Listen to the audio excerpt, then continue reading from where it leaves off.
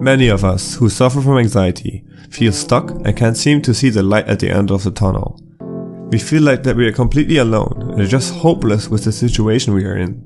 This can turn into a life full of misery, and in my case it even evolved into a state of self-hate.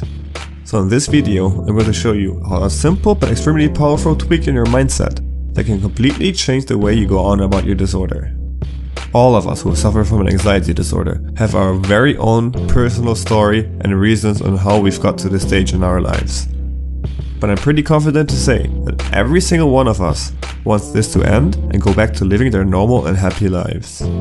Suffering from an anxiety disorder will influence every single aspect of our day-to-day lives, for some more than others, but it will for sure take a toll on your quality of life and your happiness in general.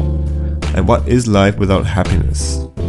The single most important advice I want to share with you today, and which has helped me jumpstart my recovery process, is perspective.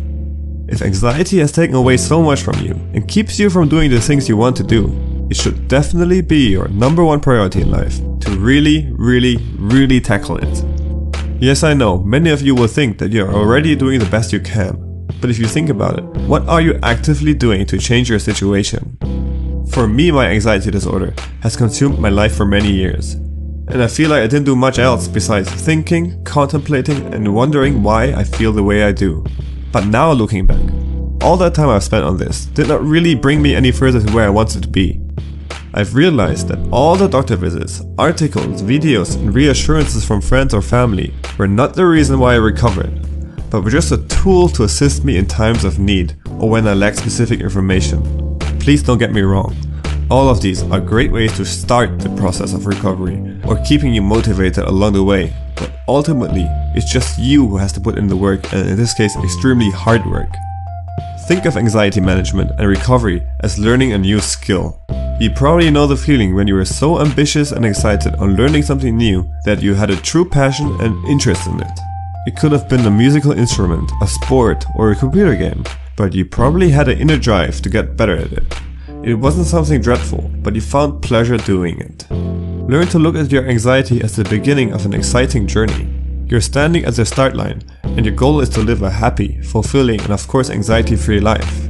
Just like every other skill set, it will take practice, time, and dedication. But think about it. If anxiety is making you feel so miserable, your whole life should be a proactive approach on improving your condition. From the moment you wake up until you go to bed, everything you do has to bring you a step closer to your goal. It starts from something simple like drinking enough water right after getting up to avoid the bodily sensation from dehydration, all the way to making time for just yourself to practice mindfulness meditation, for example. I'm sure most of you have stumbled across ideas and tips on how to deal with anxiety.